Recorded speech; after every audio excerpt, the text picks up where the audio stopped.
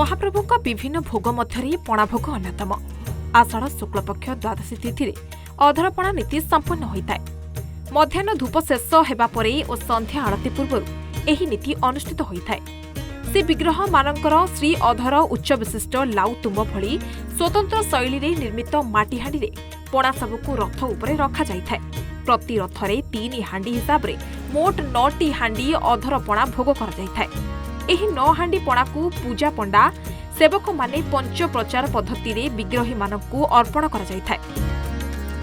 भोग हेबा परे पणा थिबा हांडी गुडी को रथ उपरे भांगी दिया जाय।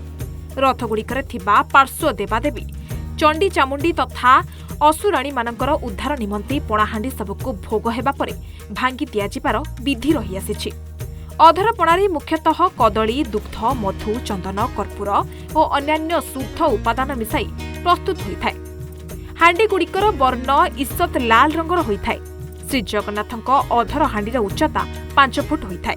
श्री बलभद्रଙ୍କର 4.1/2 फुट, सुभद्रा देवीଙ୍କର 4 फुट, हांडीर मुह बा फांक 15 इंच विशिष्ट होइथाय।